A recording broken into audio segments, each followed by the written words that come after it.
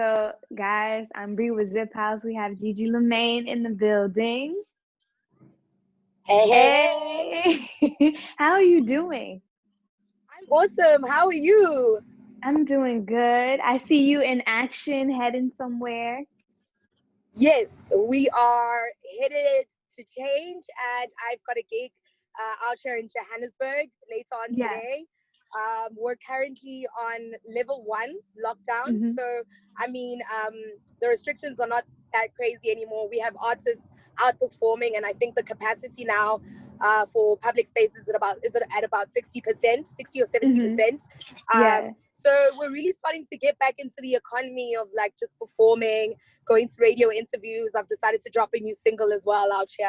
So I'm just glad that things have started working, because it's been really, really tough for artists in South Africa. Yeah. I mean, over here in New York, unfortunately, America as a whole, each state has its own rules and regulations. So it seems like we're going to be in stage 4 lockdown forever until some things change. I can't imagine. Yeah, it's terrible.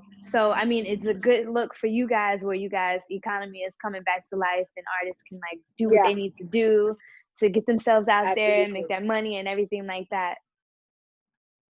Absolutely. And it's a pity because you guys are going back into winter again, aren't you? Because we're like going into summer now. It is cold. Luckily, we're inside, so I can wear my little short sleeve. But outside, it's like it's freezing outside. I want to be a part of Gigi Gang. How do we make this happen? The movement, majority of the Gigi Gang are young women of color who go against the grain, super unapologetic, very unconventional. Whether you're a creative or you have your normal 9 to 5, it's really about people who are trying to make their dreams happen, and they're not waiting for validation from anyone. So if you are that kind of person, you fit into the Gigi Gang very easily. Just resonating with the music. I can't even remember my first, but my first successful mixtape, I think, was called Color of Rain. And it was a couple of years ago, and I've grown a lot. So the Gigi Gang is just like this collective conscience that lives beyond genre, even though we're rooted in hip hop. We like to bring hip hop into other spaces, whether it's gospel, Afro beats, dance, whatever it is. If hip hop can exist there, then the Gigi Gang can exist there as well. I've been kind of following you for a while, and I noticed how, although it seems to be that social activism is a bit different in South Africa than America, with just kind of like women voicing their opinions and being heard properly. So I think it's very admirable that you are, going against the grain, as you said, and trying to make a stance for the things that you believe in. One thing that stood out to me in your music, now, granted, I'm not familiar with the language, but what happens, I still understand. You have a song, let me not butcher it, but Kuzi Kupinini. Yes, you said it right. Yes, okay, perfect. I've been practicing. I just reached out to some of my Zulu friends. So, I know I've heard personally about the unfortunate series of events that are happening to women in South Africa, and in the song you kind of touch on just kind of like empowering and uplifting women. What was your connection outside of being a woman that led you to create the song? I think, the statistics here in South Africa that 1 in 3 women experience gender-based violence in one way or another. And I think for me, I had my own fair share of that kind of experience, and I didn't want it to be something that I didn't something that I didn't work through, So music has always been my outlet for, getting my emotions out. But it was so weird that at the time that I was going through what I was going through, there was almost some kind of mass, I wouldn't say genocide, but a lot of gender-based violence reports were going around the country. So we had a lot of girls in the media who are my age going through something that I was going through, and I had chosen to deal with it, in private, because my biggest issue was that I am somebody that young girls look up to. How could I fall victim to something like that? I felt very disempowered. And I think the reason for putting out the song was to get my voice out there and almost to, you know, affirm my actions, validate my actions, that, you know what, this is something that you're doing that's probably going to help other girls. And being Gigi Lamayne, you were able to go and speak about fees must fall. And today you're worried about speaking about gender-based violence. And these are two things you went through. You know, my mom is a single parent. She's a nurse. She managed to get me through university on 2 jobs. And I could speak about that story, but I was shying away from a story that was mine and that I had to own. So Right. I worked with a group from Soweto here in Johannesburg. And they're named, well, they're called Eminent Fam, absolutely amazing. They also delve into a whole lot of other genres. And it was basically about young people getting on a song and speaking on the fact that, listen, we need some kind of change, because although we think this is a generational thing where our moms and our Yeah. grandmoms were hits and that was okay, this seems to be seeping into our generation. And who better to speak on it than young people? One, a girl who had been through it, and two, young men who had seen it happen in their own township. So I think for us, that was the gist of the message. And wow, we're influential young people in our country, and if we don't say anything, nobody else is. Absolutely. Absolutely. As you said, I mean, in majority of the songs that I've heard you, you can see the affluence from your personal experiences or maybe things that you brought from other people into the way that you craft your lyricism. Now I'm gonna hold you here. Your songs and your freestyles are crazy. My personal favorite is Why Wow. You Mad? And I just want to understand like where your influence comes from, because you have a very specific flow. And even for a foreigner as myself, it gives me because I cannot speak your language, it adds Yes. like a little zest to it. You know what I mean? For Yes. you to just cut from the English into your native language. And then, you know, over time, like myself, I indulge in South African music. I'm pretty well versed. My best friend is from Lesotho. Wow. So I've gotten familiar and learned how to actually say some of the stuff just from listening to the Yay. music. So Yeah. um, how does that feel to have that kind of impact where people can't understand the language that you're speaking, but feel the music that much that we learn the lyrics and go with it? It feels absolutely amazing, and I'll tell you why. It's so weird that you're saying this, and I appreciate it so much, because I was actually out in Atlanta, and I was playing my music in the car, and it's amazing because it feels like I'm almost selling ice to Eskimos, because you know, America is where hip hop was created. So I do feel like I'm doing something right, but I do think localizing it makes it all the more why people, you know, like, you know, Americans who created it. You know, you created that dish, that genre called hip hop. It makes it so. I appreciate that so much. The fact that you still see the elements that I add to it that are, you know, my context, my reality, and I'm grateful for that. I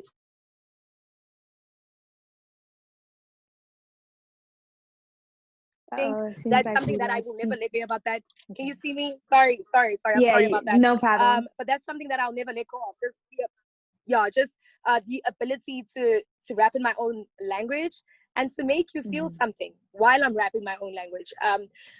I mean, I see such a huge awakening amongst African American people right now, and wanting to know where they are, you know, as people who are descendants of Africa. You know, it almost feels like you guys are coming home. And with being hip hop and being African, I feel like I need to extend the baton to you guys so that you come home, but at the same time you understand where hip hop was born for you guys. I mean, we have something called imbonyi.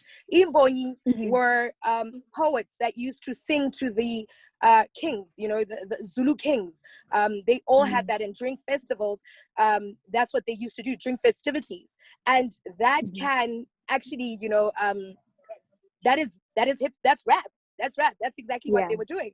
And it's crazy how you guys managed to find that, package it, and sell it right back to us and give it right back to us for us to be able to. So it's just crazy how the cross-cultural thing is happening, but I do think that it's an ancestral revolution that must happen.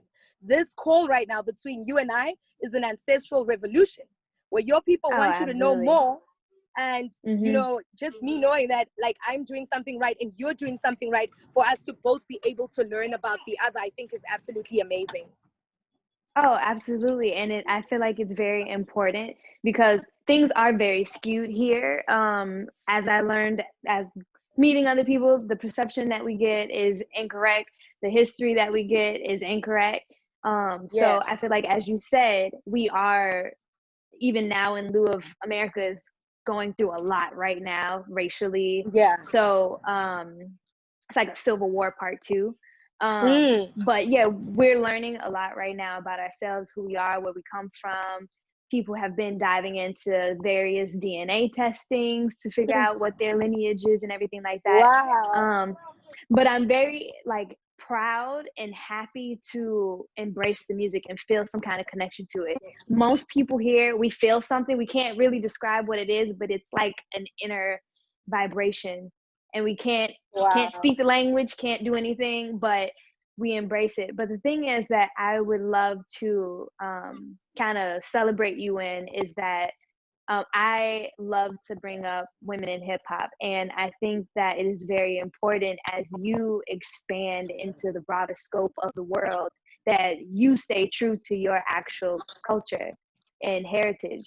Because what we do find to be common is that, you know, sometimes when artists come from another culture and they're trying to adapt to America, they become almost sonically oppressed, like we already are.